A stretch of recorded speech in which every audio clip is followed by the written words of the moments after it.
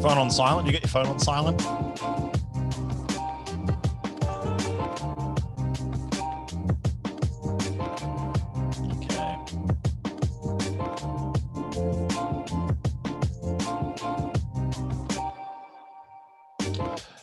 Okay, ladies and gentlemen, looks like we're live. I'm just going to check this out, see if it's all working. I don't want any issues on the. Make sure the stream works. Make sure everyone's live. Hey, we're live. Richie, Robert, everyone who's joining in, Danielle, everyone's joining in. Look at this. This is great. Ladies and gentlemen, welcome back to the live stream. My name's Matt Bailey. I'm from the Scotch Malt Whisky Society. I'm your national ambassador, development director, all-around whiskey geek. And I'm really, you know what I love doing? I love going live and talking to you guys, talking to members, guys and girls across the country and indeed across the world. I love that we have some of our European members, some of our American members sometimes tune in, which is great. I know you guys are sometimes watching it, whatever it is, 3 a.m. in the United States right now, or wherever you are. I really appreciate it. But it's mostly Australian members. And I want to say a huge shout out to everyone who takes the time to watch these, to be a part of it. And we go live every single day. How cool is that? And we've been going live every single day now for about a year, which is very cool because it's a backlog of good content and good things to watch and great people that we've interviewed. Speaking of great people that we've interviewed, tonight I am blessed and honored to have Alexandra Dahlenburg from the Speakeasy group live with me right now. I'm going to unpin my face so you can get a glimpse of her as well. Here we go.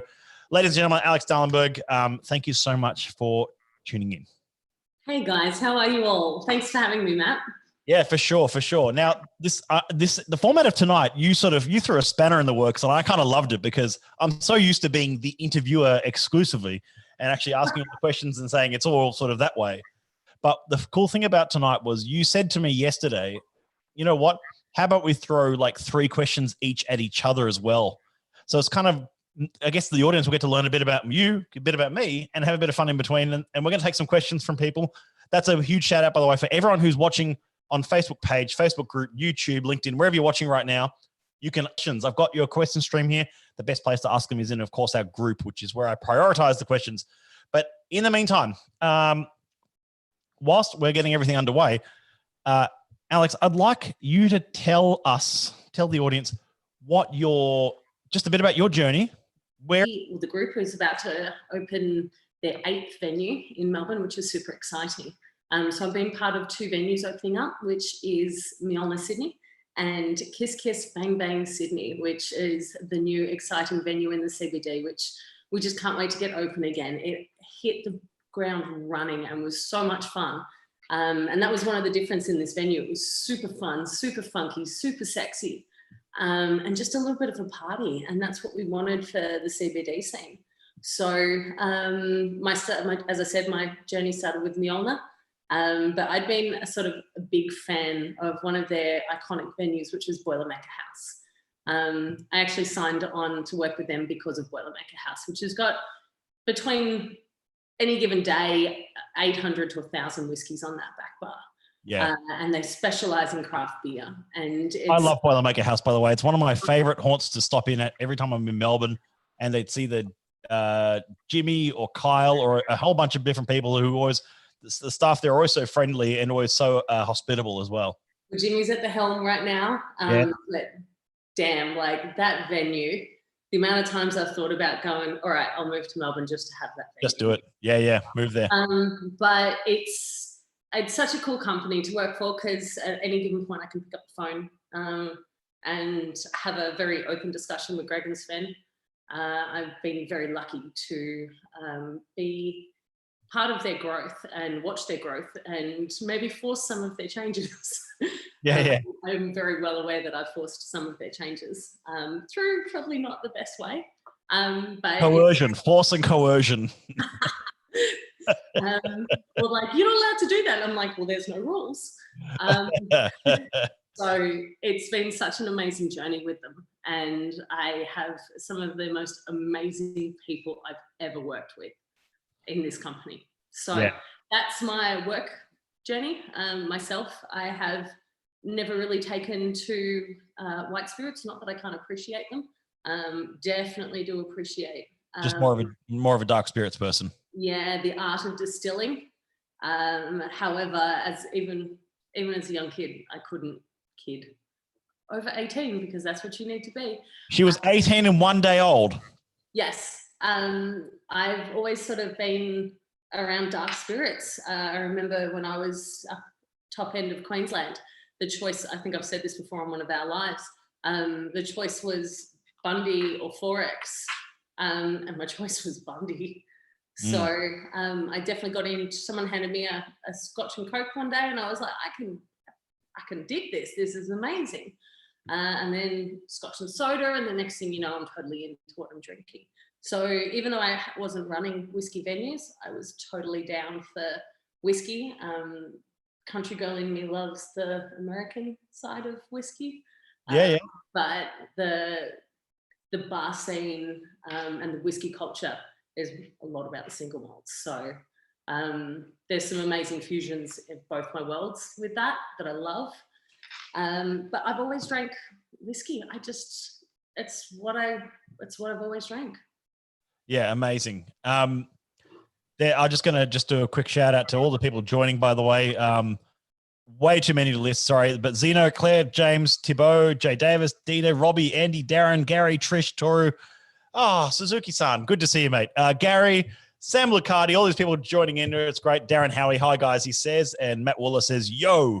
And James Finnegan says, hello, everyone. All these lovely people joining. This is great. Oh, my gosh, we've got so many of my friends in there. Kylie, Lucas, Joy, wow. And James Bunton, I love the hell out of you, man. Yeah, thanks. He says the beard is coming along, bro. I really appreciate it. Yes, it's called an ISO beard. I've been not working on it. I hope the hell he was talking to you, not me. Yeah. James, you better clarify that if you know what I mean. Yeah. So actually, this wasn't one of the planned questions, but you mentioned how you went through what's about to come now. No. Like, you mentioned dark spirits. There's one dark spirit that we don't really talk about that often. That I think it wasn't the first time I'd met you, but it was early in the journey. I remember, no, not even early. It would have been, say, midway through. You were working on quite an exclusive range of cognacs over at Grain Bar. Yeah, I do definitely love some cognac.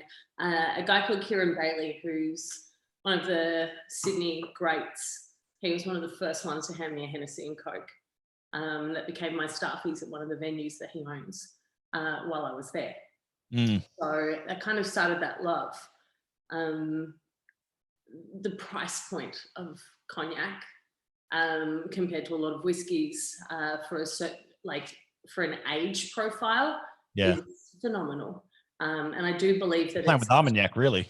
Oh, even more so. It's an amazing category that, like, our venue, Nick and Nora's, in Sydney and about to open in Melbourne as soon as we get through this little dilemma we're having.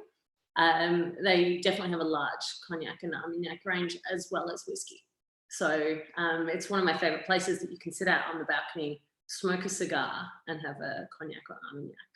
I've got to say, actually, if I'm just to talk sort of candidly about the whole Speakeasy group in terms of their venues, I have to be, and I know this might upset you, but my favorite venue for me has to be Nick and Nora's in terms of aesthetic. It's just, I remember going in there for the first time, and it was like the week they opened, and Andy was working behind the bar, and it was fairly quiet actually, because it was like late afternoon. It hadn't quite kicked off yet. And it was like 4 o'clock or something. And it was just stunning. Like the sun was just like starting to set across the venue, all the glass and the gold glittering inside it. I was like, yeah, I love underground venues. I love sort of all sorts of venues. But that one for me was just like, click, look at this. Sven was like, this is my first daylight venue. Yeah. It worked daylight and night, but it's just like the daylight was coming through just as I got there. And it was just that very, very, very first impression of a venue. Yeah. First moment you walk into one, you'll never get that feeling again. But like when you first walk into a venue, you're like, oh, do you still get that sometimes going to work? I mean, in your capacity, do you still walk to somewhere like Mjolnir and just go, this place is great? You're going to break my heart. I walked into Mjolnir the other day to do a photo shoot with Ross Blaney, William Grant and Broadsheet. William Grant are doing some amazing things, backing people in this crisis, I suppose, with hospitality venues. And they're doing an article that's coming out shortly. So we did a photo shoot at Mjolnir, and walking in there, for the first time in a couple of weeks was just almost emotional. Mm. But in the day-to-day thick of things, no, I don't have that moment. But Mjolnir has a smell about it that I don't see. I don't register anymore. But definitely going back into that venue, that smell was just, it was there. No, the smell at Mjolnir is just a massive lamb shank. That's the smell of Mjolnir to me. Every time I walk in there, yes. I get that really beefy smell, you know that. But what I totally get a kick out of is when I start new staff members. Yeah. So I've just started a new restaurant manager, Eddie Rumfeld. Hi, darling. His first experience, like when he was walking in, he was just like, holy shit, this is badass. Yeah. Like, he took the job because he loved Mjolnir so much, and that was one of his, like, seeing Mjolnir through other people's eyes is one of the most amazing things I've ever felt. So whenever I'm a bit shitty with the industry or not having a great time back house, because I do a lot of back of house these days, and I don't necessarily do as much behind the bar so much. Behind the bar or on the floor. I support and drive from a business side of things. But seeing it through someone's eyes when I get out on that floor and roll those knives out for the first time is badass. Yeah. Now, when you say that Nick and Nora's Sydney is one of like your favorite venue experiences to walk into, just aesthetic on that first impression. It's that. Yeah. I'm quite privy to Nick and Nora's Melbourne.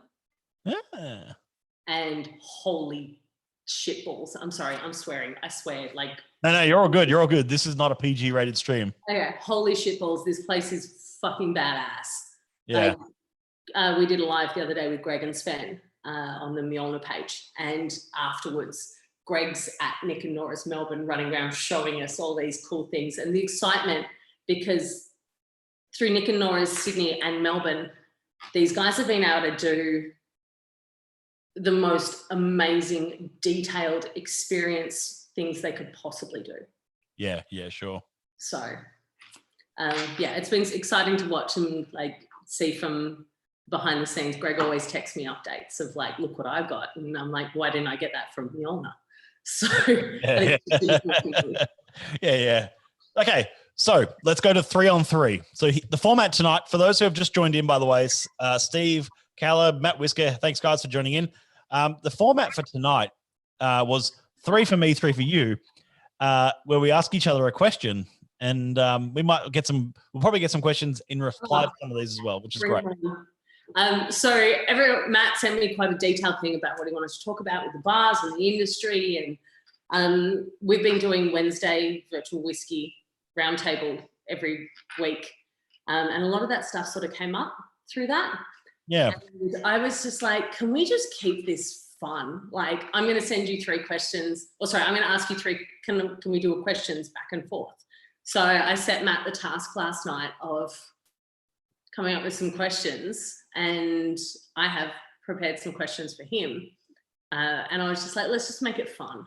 Yeah. Because whiskey is fun. Everyone takes it a little too seriously these days. Yeah. So I understand that I took it super seriously during my learning.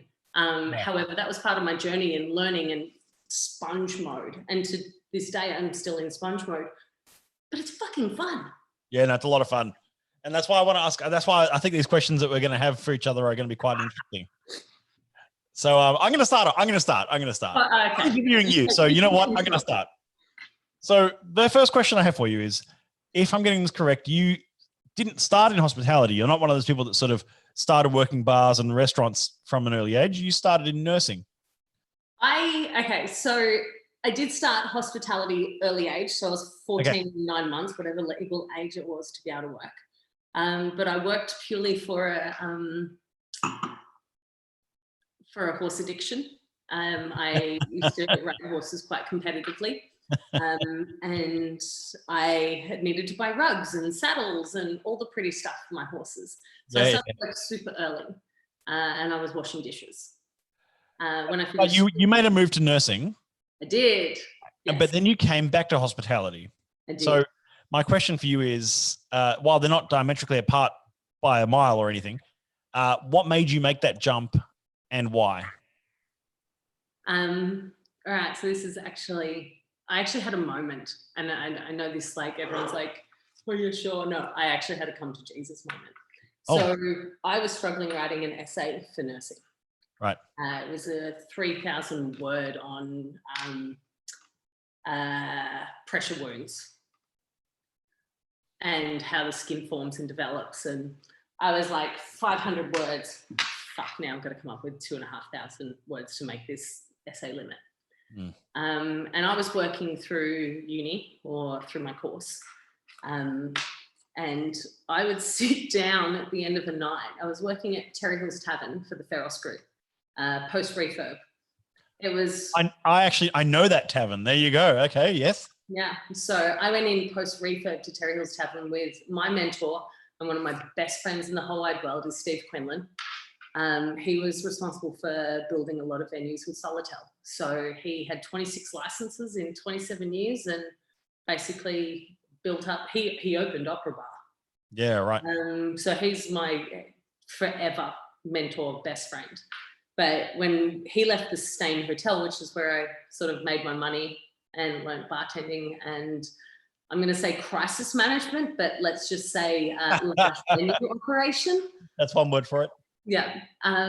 When he left, saw the place, it had been completely refitted and it was on its journey up. And I'm not talking like slowly, I'm talking like right.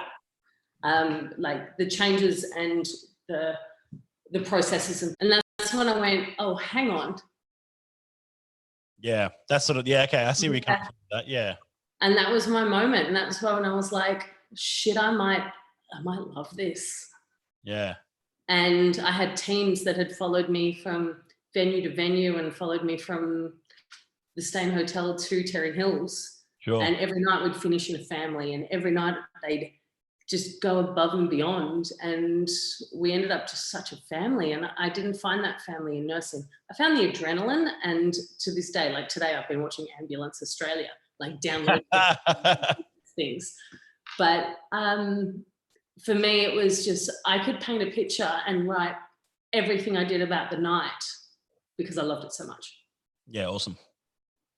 Okay, you got one for me. All right, hang on. Let me just For those who have just been joining, by the way, that's Chris Cornell, Justine Milsom, Joey Santon, Dula, Ivan, Andrew. Good to see you all. Go for it. So I have quite a few hashtags. Whiskey took me here. Hashtag I cried. And I'm very much about the moment, being in the moment. So I've had some of the most magical fucking moments through whiskey in my life. So I'm going to ask you, what was your favorite whiskey moment and describe it?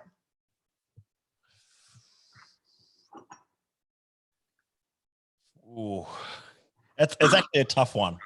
It's a tough one. Okay. Well, I also didn't drink last night and I'm fucking drinking tonight. So let's do this. Okay. Actually, you know what? I think I can really easily answer that. I think it would have to be around actually this week or next week, a year ago. So it was May 2019. And I mean, as you know, in my role, I get to host so many amazing whiskey experiences for our members, for people around the country, for corporate bookings, for member nights, for everything. And they're so much fun. However, I was very lucky to be asked to host the Isla Old and Rare tasting. I fucking knew it. In Isla House in Isla. And I was like, oh, so you want me to host to this international audience talking about whiskey? And they're like, yeah. I was like, I'm so ready for this. And I was so pumped. And the worst thing about that day, however, was that I had the biggest head cold when I woke up that day. Maybe from stressing about, doing the event. And stress, right? I don't know. I was stressed out about it. And then, and also I was stressing about the fact that I just knew that half the audience probably didn't really speak much English, given the diversity of who was in the audience and how many people fly to Isla every year for the festival. And so I was like, oh yeah, absolutely. So I was like, okay, so at any given moment. I don't know how many people fly to Isla. Like I can't book for the year before while I'm there. So I get it. yeah, it's packed. And it was just a true treat to go through six rare Islay whiskies in a row. I couldn't nose or taste anything on the day, but being able to present them for a crowd was just a true once in a lifetime experience for me, and one that I will always remember and cherish. So while I get to host a lot of events around everywhere, but that one for me is probably my most treasured whiskey experience, I think. Amazing. Yeah. And what was your moment during it? Like usually you have like a, holy fuck, I'm here. There was two little ones. I've got this, the theory, it's not my theory. There's that theory that you could be on the complete other side of the world, which I was, and you could be hosting to the most niche group of people, but there's still going to be an Australian in the audience. And they're everywhere. Aussies are everywhere. As a small country, and we're everywhere. And so I think that the moment that was really made sort of where it went from sort of a bit stiff to a bit comfortable was when I was talking about the flavor notes on one of the whiskeys. I went, it's almost like an acidic note to this. It's almost like a washed rind or something going on here, or there's something going on with the nose and the spirit. And there was a young woman in the audience who shouted out. She was middle back, and she shouted, it's like a Queensland cane toad. And I'm like, who are you? These are my people. And there's these two women in the middle of the audience who are from Townsville, I think, and they're just like, Queensland represent. And I'm like, hell yes. And I said, go the Blues. No, I didn't. But it was still like, no. But anyway, it was cool. Like there was sort of Europeans and Japanese travelers who were at this event, but there's just these two Aussie girls in the middle. That was great. It's an amazing moment. Vault's Dinner, Robert says. Vault's Dinner is actually right up there, Robert, for me last year as well. That was September last year. That was the oldest and rarest tastings we've ever done in Australia. That was good fun. And Andrew Harissa says, Matt, are you planning to shave when all this is over? I don't know. Beard, you need to keep it. Yeah, I might hold on to this and grow it out a bit further. I don't know. I haven't really thought that far ahead, Andrew, but you know what? I might. You need to keep it. Okay, I've got to vote for keep. Maybe I'll make a poll. Okay, so your turn. Go for it. No, I just did. That was my question. Oh, that was yours. Oh, I'm getting ahead of myself. Okay, I got to ask you one. Here we go. Now, yeah, do it. I consider you to be like a farm girl living in town. Sometimes you can speak about like farming. You can speak about grain varietals and things like that in spirit, more so than most people do. Do we need a background for anyone that's not knowledgeable of my family history? That's it. That's okay. Well, they can ask. Okay. So I feel like you would be equally comfortable living in the city as you would be in the country. Whereas I know lots of people who are very much city slickers and lots of people who are very much have to live in the country kind of thing. And they're like, I'd never live in the city or vice versa. How appealing is it the idea for you of being sort of in the middle of a field of barley with your own still one day? And what does that look like? P.S. I need to give you guys a little bit of like insight. Like Matt's hit me directly in the fucking heart. Like I'm talking taking a blade, a Mjolnir knife, pulled it out of its fucking. It's sad. I don't have to ask this one. I don't have to ask this one. Stabbed it through my heart right now. It is the most appealing thing I have ever come across in my life. I actually, in between Grainbar and Mjolnir, packed up Sydney and I was done. I went home to my dad and I spent the longest time. So background, Dad's a harvester and farmer. I have grown up on and off across New South Wales and Victoria. He was the largest harvesting contractor for New South Wales and Queensland. And he won a Churchill Fellowship to his contribution to the rice and harvesting industry, which actually saw him travel all around the States on a fellowship and exchanged so much information back and forth with America and Australia. Because at that point, the rice harvest industry in where I was born, so Leeton or the Murrumbidgee irrigation area, was one of the biggest rice industries worldwide. And Dad was the forefront of that. So with the harvesting side of things. So he's one of those amazing men that has that wealth of knowledge. And I think he's just made farming so fucking magical for me. Even though I swear to God, if I decided, hey, Dad, I'm going to be a farmer, he'd turn around and say to me, like, no way in hell you're going to be a farmer. Yeah. So he's grown barley all his life. He's grown rice all his life, corn, wheat, like sorghum. I've been in every single harvester, tractor, auger bin, chasing harvesters majority of my life, and fucking up some fences at the same time. So he's my heart and soul, and that connection and that knowledge that I gained from him with cropping. There were two things that we sort of bonded our relationship over. One was livestock, so cattle. We have an amazing breed of cattle on our property, which is a society, almost like the Scotch Malt Whisky Society. We have a breed society for our cattle. And the second thing was harvesting and barley, and my knowledge that I could gain from him regarding barley. So yes, in short, because I know I'm waffling, because I'm super fucking passionate about it, I would love to retire at the ripe old age of 36, 37. Let's do it next year, with a patch of barley and my own stills.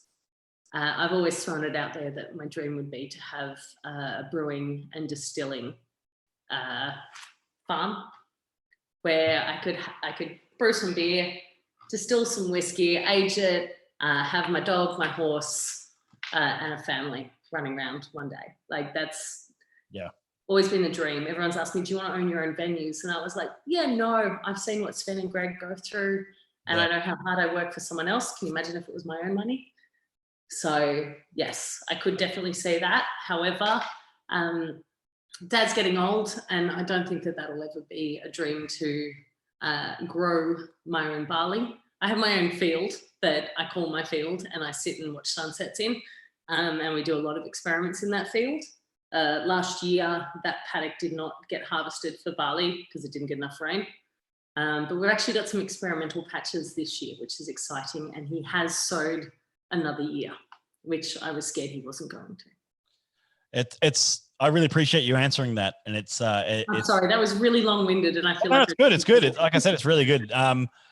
James Bunton said whiskey is the most fun, especially with Alex. And James Finnegan says, I'm drinking Westwood tonight too, Alex. There you go. Goodies. I'll see if there's any questions coming in over here. No, it's all right. Matt Wooler says she already has one. I don't know what that was regarding to. Anyway, if you're referring to her beard, then I'm afraid we're going to have to kick you out of this one. No, I'm just kidding. Okay. No, that was a while ago. We're fine now. You all need to know that is quite prevalent in my life, and that in my family means I love you. Yeah, no, I get that. All right, my turn? Your turn. Okay, hit me. So I came up with this question purely because... Wait. Before you go on, I just want to make sure everyone who's tuned in at the moment and everyone who's been joining in, she already has her own barley field. Yes, sorry, Matt, that's what I was referring to. Yes.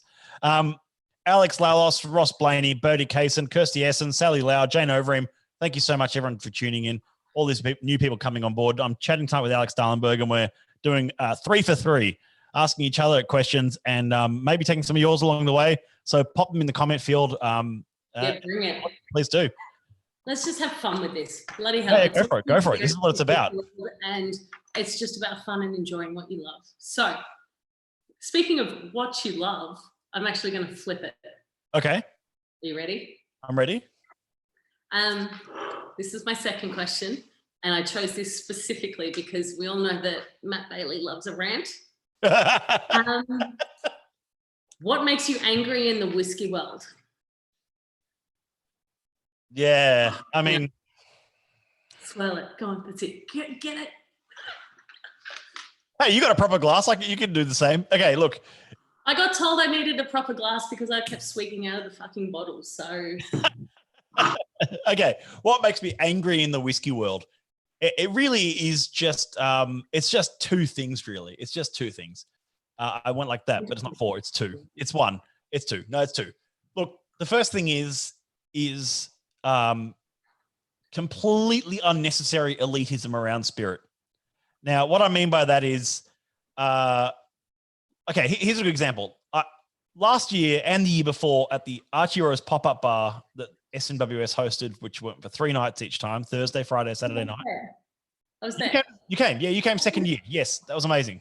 I watched you try and make drinks behind the That's bar. right. That's right. So you watched me make a mess of some cocktails, which was good fun. I don't want to do that. You did a fucking amazing job. Thank you.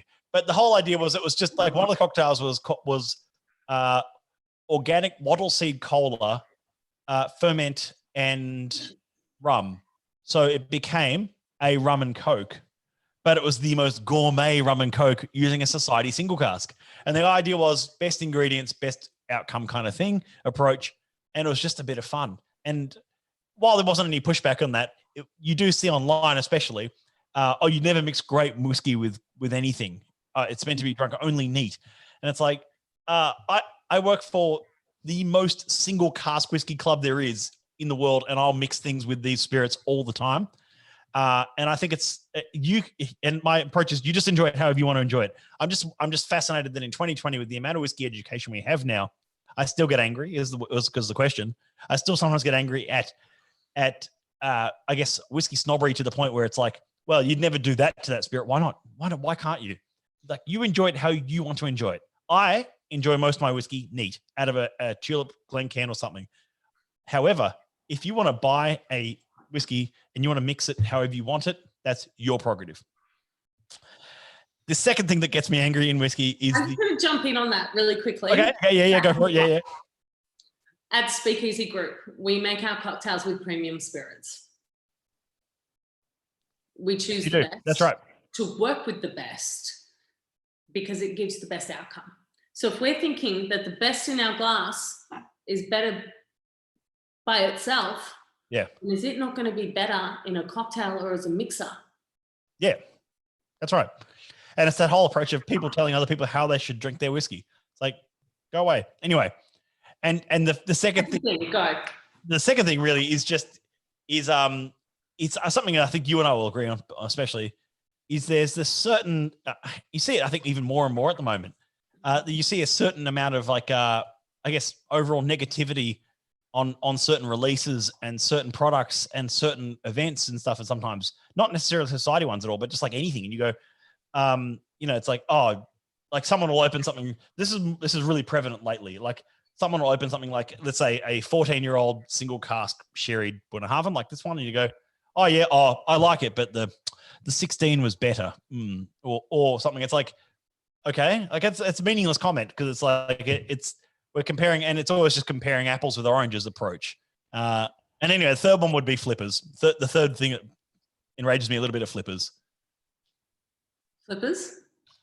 People who buy only so they can flip it later on secondary market. I mean, I've got no problem with whiskey collectors because I'm a whiskey collector myself. But at the same time, I'm just sitting there thinking like the flipper movies, like. Oh no. I differentiate between whiskey collectors and whiskey flippers. I buy to collect sometimes, I do. But I just like, I don't buy with the intention of reselling so I can flip it for $1 more than I bought it for. I think that's a bit silly, but like, again. Hang on. I've got a bottle that I'm sitting on right now that could potentially be 3/4 of a way to a house deposit. Well, I mean, that would be silly not to sell. Right. So you're hating on me, Matt? I get it. Oh. Jane Overeem says, my mum loves an Overeem with Coke. What's wrong with that? Exactly, Jane. And Andrew Harris asks, define premium. Andrew, I say if I get all sorts of flack if I mix any of the society single casks with anything. I was mixing a 29.128, I think the code was on it. It was a 28-year-old whiskey from a distillery in Isla called Laff something. And it's a 28-year-old single cask, and I was mixing it. I was using it in mixing. Getting some signals here from Alex. But that's exactly, it's that's why I've got, and that's why you can do that. It's like, that's a very premium whiskey. And anyway, that's what I'm saying. If someone hands you a whiskey and they're saying, oh, you got to try this, and it's like, it's from their personal stash, then taste it neat as they want you to. But if it's your bottle, you do what you like with it. Anyway, Robert asks, why did you buy that bottle, Alex? Then Which bottle? The one that's almost a house deposit. I didn't. Ah, okay. It's a gift. Yeah. Well, then I certainly wouldn't sell it. It's a gift. It's a gift from the distiller and it's signed. Well, there you go. Okay. Could potentially be worth 3/4 of a house deposit now. Well, there you go. Exactly. More the purpose of why you're buying, says Caleb. That's true. What was that? A comment from Caleb who says more the purpose of why you're buying. Exactly. Yeah. So you're not a flipper, Robert says. No, she's not a flipper. Anyway, Alex, I want to actually, I want to ask you, and a big shout out. Hello to Vicky Dahlenburg. Hi guys. Yes. Hi, Vicky. Hi, Mom. And Stuart says, whatever way you enjoy your whiskey is how you enjoy your whiskey. Whatever gets you into it. Exactly. Drink whiskey. I don't give a shit whether my dream right now is to go, and I'm actually going to do it tomorrow. I'm going to do it tomorrow. I'm going to go get a frozen Coke because I've got a bottle of Lafroig at home.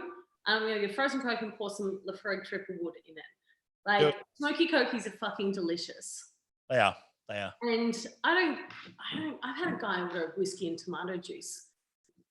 To me, I don't give a shit what, and I've said this many times in multiple articles, so I'm not saying that anything that's new or groundbreaking. I don't give a shit what you're drinking it with, as long as you're drinking whiskey. Yeah, exactly. Yeah. So there you go. I think we can agree on what angers us. Yeah, absolutely. Yeah, I now I've got to throw one back at you. This is 3 of 3 coming up. This glass thing's annoying, by the way. Like the what? Usually, like drinking out of a glass is annoying when it's already in glass. Heathen. All right. What is your dream whiskey experience if money was no object? What would you imagine as the ultimate experience if you could craft one yourself? Shit, I was so close to it this fucking year, by the way. I don't think it's going to happen now. I have a lot of annual leave right now because I've worked really fucking hard for over 3 years. Yeah. But I was going to take some annual leave this year and travel the States, going to as many distilleries as I possibly can. I've done Kentucky. I was going to literally go around Kentucky. Right. But my first distillery experiences were actually Kentucky. I went over with Behind the Barrel, which is an amazing thing for bartenders. Huge program with Campari. I went over with Behind the Barrel. I toured Kentucky while I was there.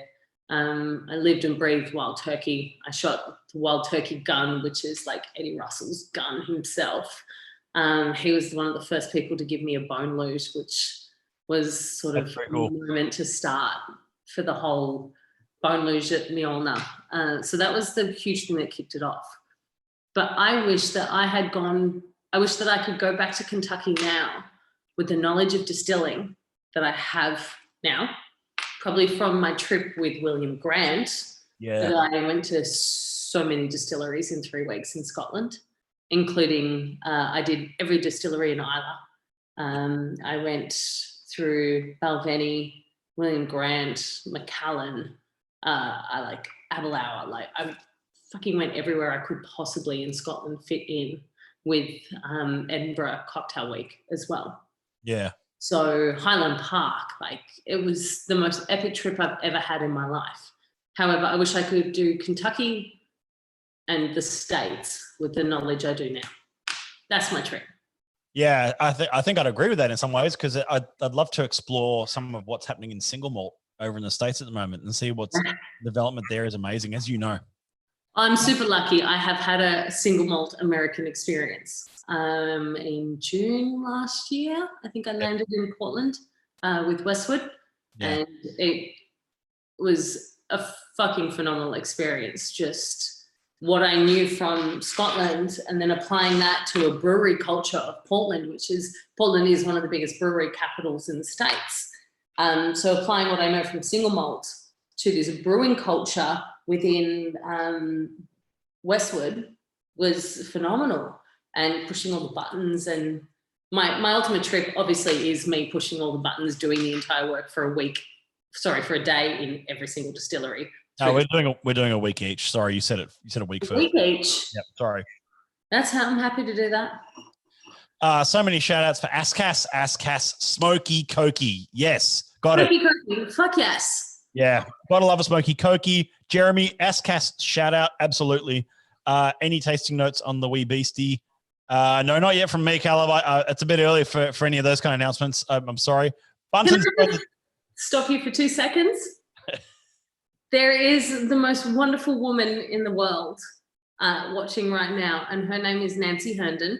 Yes, love. And written Love from the Whiskey Thief. Yes. The Whiskey Thief is my 94-year-old grandmother. Oh, wow. Who comes into my house and steals my whiskey. Pinches whiskey. I've had to put like you can steal this pile to the don't fucking touch this pile. Yeah. And the last bottle I gave her was the bottle that I got from Balvenie for winning Whiskey Bartender of the Year at the Icons of Whiskey. I gave her my 21-year-old. I know, you're fucking awesome. We got all the icons up on the wall. Come on. So I gave her that bottle for Christmas, and she's like, this is too expensive. And I'm like, just fucking drink it. You're 94. Like, you deserve good whiskey. Drink it. Yeah. I don't care what you do with it. But anyway, hi, Whiskey Thief. Hi. Vidal, hello. Adrian, hello. Gotta love a Smoky Cookie, said. Now. Your turn. Is it? Yeah, so it's no, I asked you what your experience was if the money was no object, so it's actually your turn. Yeah. You have one more for it, I think. Yeah. Ooh, which one do I go? Because I prepared so many. No. Go to the third one. Whatever third one was on your list. Oh no, but I want to put you on the spot, Matt. Like you talk to everyone every week, and I feel like no one gets like Matt. So I'm going to double down. No. Go to the distillery one. What was the distillery question you had for me? You had one. Yeah. Okay, you do it. You do it if you like. All right. Because of the most amazing experiences I've had and I'm super lucky and super grateful and like beyond emotional for the experiences that I've had in distilleries. Highland Park, I malted the entire fucking floor. Westwood, I got to do an entire day with a distiller. So I'm going to ask you, if you could choose to work in a distillery for a day, anywhere in the world, which one would it be? Can I name two? No, one. Pick one.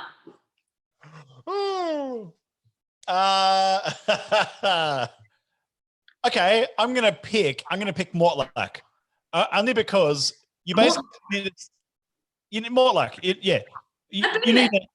You need a science degree to understand their 2.81111 distillation, and even asking them, even when you talk to them about if you can get access.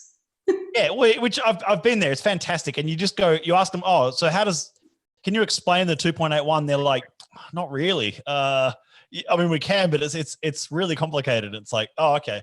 So I'd love to work I think the design of the distillery itself is quite almost gothic in some aspects in terms of its design. You're like, oh, this is cool. This is a very cool distillery.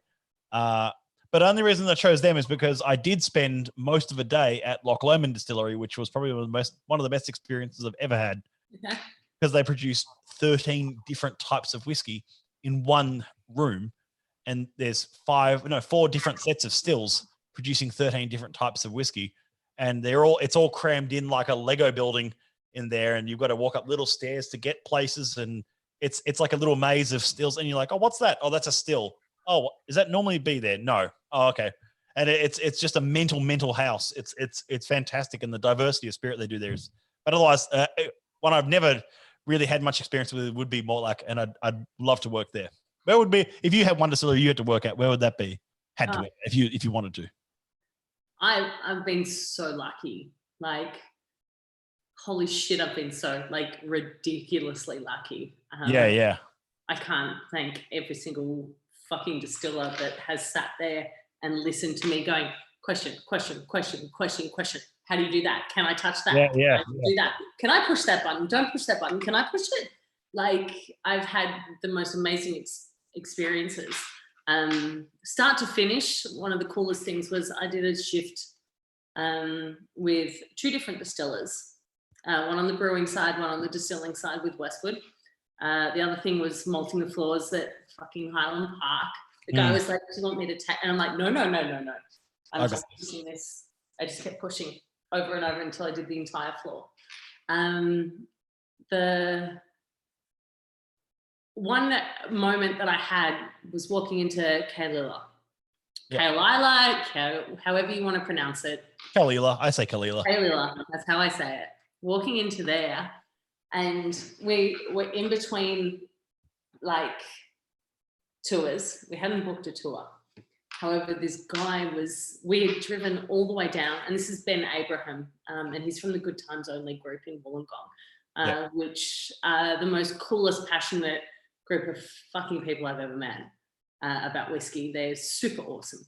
And he was my distillery buddy when we traveled through Scotland. Walking into Kailila, no plans, no bookings, no nothing, no connects. I had 0 connects with Diageo companies. But just walking in, and this guy was just like, I can see you absolutely love whiskey. Come here. And he took us up. And have you been there? Yeah. The stills. Yeah, they're unreal. Like, standing there looking at them, and he let us in that fucking room. And I hope I don't get anyone fired, but he opened the door, and we're standing there with these stills. He's just going, all I ask is you don't take a photo of this. So I'm standing there looking at these stills, just going, motherfucker. One, they've got the most beautiful real estate, and the view from there is insane. And 2, they're the biggest things I've ever seen in my life. Like, they're huge. They are quite monstrous, which is why Kalila is Mr. C, as everyone knows it in Isla, is Mr. Consistent. And it's all daunting. Massive output. But stunning scenery, stunning views. They've done such a good job with that distillery, like floor to ceiling windows or glass straight out to the surroundings. These stills are so daunting, and the fermenting vats, and I got the most wonderful experience. Yeah, amazing, awesome. That's 3 for 3, Matt. 3 for 3. I'm just going to take any last questions from people in the comment section. Bring it, and don't go easy on him either. No, don't. I mean, Matt Wooler asks, what distillery would you do a nudie run through? That's such a good question. Go for it. Oh no, I don't know. I reckon it'd have to be a nudie run. Nudie run. Yeah, no, that's. I think that's pretty easy. I think I'd do a nudie run through Glendronach, only because of the big glass windows up against the stills and the you just have to run past the stills with the grass in the background. It'd be majestic. Mine is probably Wild Turkey. Yeah, right. Wild Turkey Estate, because you can No, I get that. Yeah, Wild Turkey. I have another question if you want to roll with it. No, yeah, you roll with it. You go with that. I did a thing with Whiskey Ardent, which was a super cool questionnaire, like one of the best I've been asked it for, or one of the best I've been sent to answer.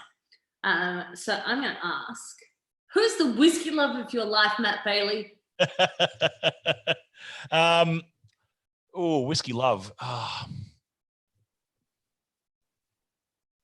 Yeah, I don't.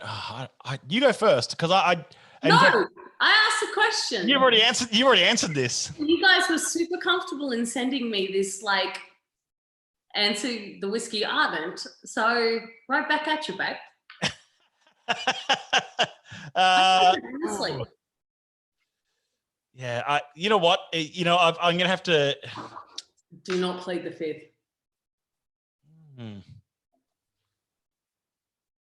You know what? This is a really cheesy. It's not even like a thing. It's like, who do you crush on?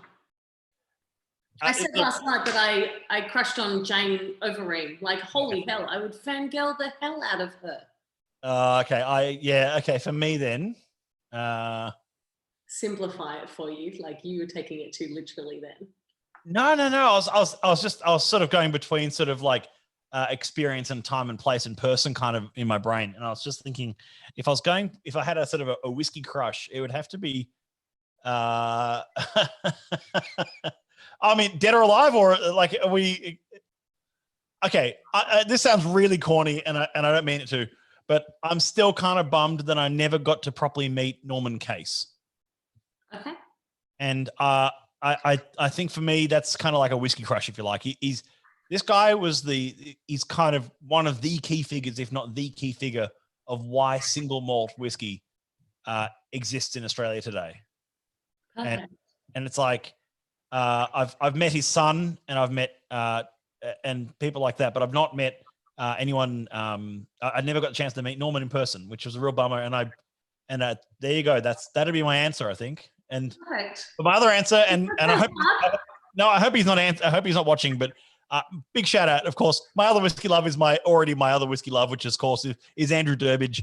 Because Andrew, I love you, mate, and you are a huge part of where I am today. Thank you so much. Oh man, I have so much time and respect for him. He's a juggernaut. He's great. Missed a few opportunities to hang out with him this year because of work commitments, but I would heartbeat drop to hang out with him again.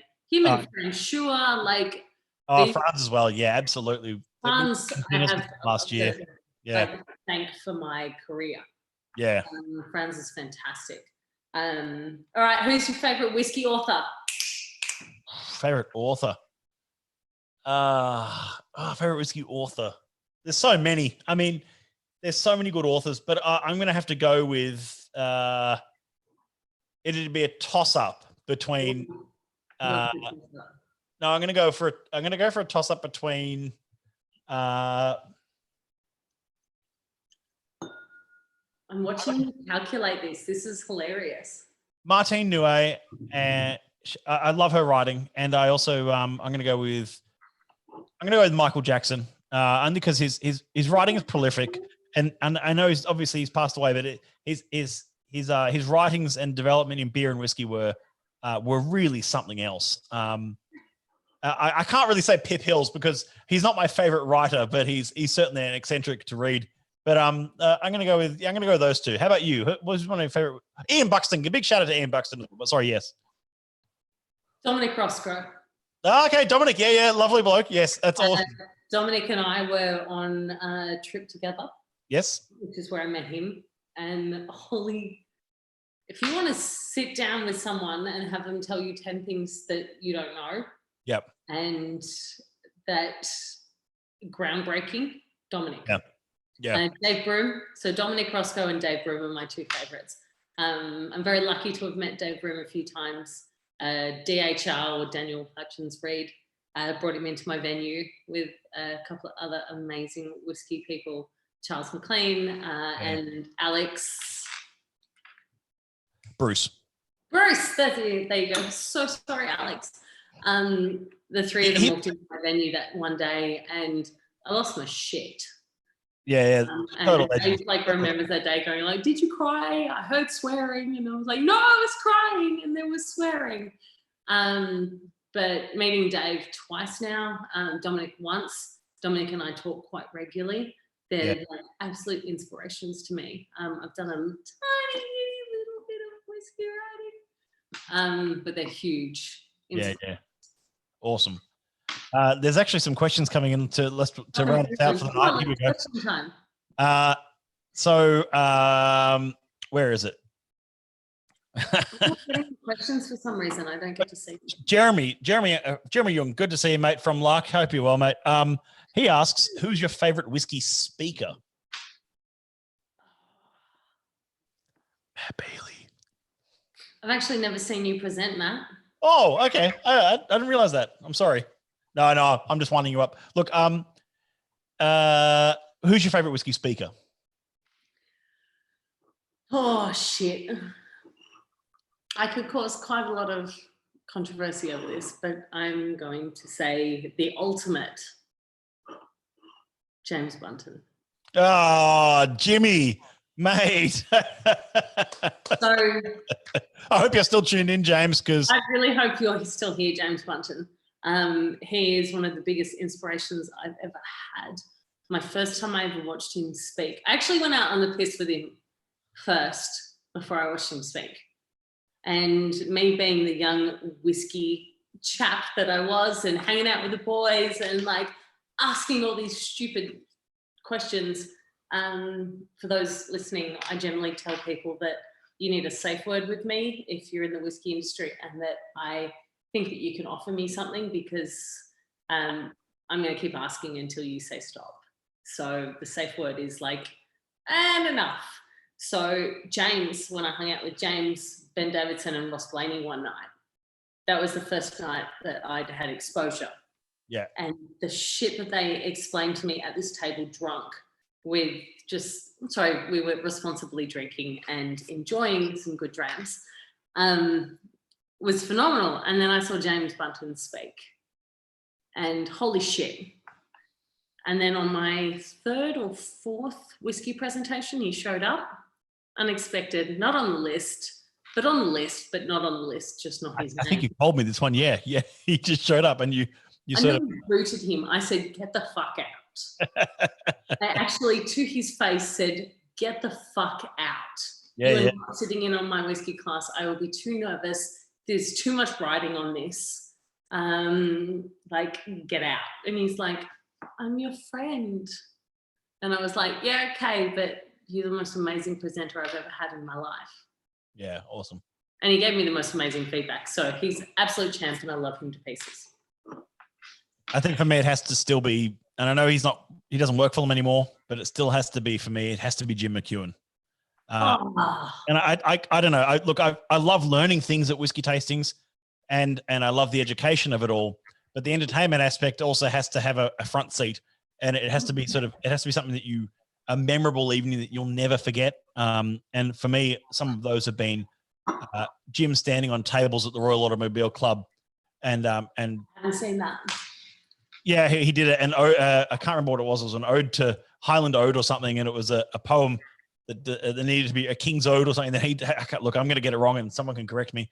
And where you have to stand on a table to shout it out, and the audience join along, and everyone stands on their chairs as well on the tables and stuff. And it's I had the Royal Automobile staff looking over like, you can't do this, and it's just like the venue's just erupting, and it's just like, this is amazing. And it was a true moment of celebration in the room. And of course, we were drinking Bruichladdich and stories of Heidi Klum in a spa and all sorts of madness throughout the night. And it's like, amazing. No, it's mental. Were you at Keepers of the Quake? First one or second one? The Australian one last year. No, I went to the one like 3 years ago. Last year, James Bunton, hands down, he hosted the fucking thing. Yeah, you would have nailed it, Bunton. His haggis toast had me in tears. Yeah. So yeah. That about wraps it up, folks. We've had some awesome questions. Let's finish it. Thank you so much, everyone, for all the great questions. Bunton says honoured, so he's honoured for you to say that. And Matt Willer says he does that in regards to Jim McEwen.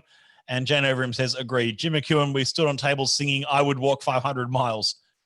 That would absolutely rip Jane. I'm going to start a Keepers of the Quake campaign for James Bunton. Hey, well deserved. What happened? Thank you, everyone, so much for all the great questions. We've clocked in more than an hour of good chat, and I appreciate it from everyone.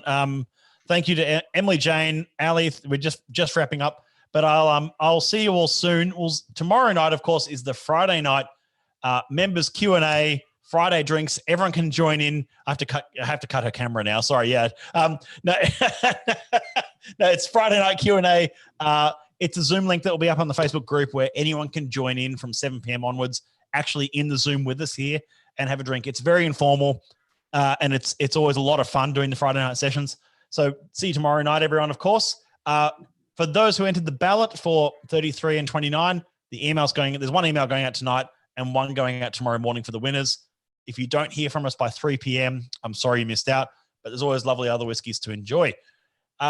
In the meantime, have a great night, everyone, and we will see you all tomorrow night. Thank you again to Alex. Big shout out for you joining us tonight. Huge fan, Matt, of what you do, Matt Bailey, and honestly, these lives every night have kind of kept the whiskey industry going and the whiskey love. Oh, I really appreciate that. So a big thank you to what you've done for all of us. including us on your lives every night. So No, it's my honor to have guests of the caliber like yourself. So thank you again, and well, sort of, and I will see you all. You better drink that Westwood now. Friday dogs, says Matt Willie. Yeah, we'll see you Friday dogs tomorrow. Thanks, everyone.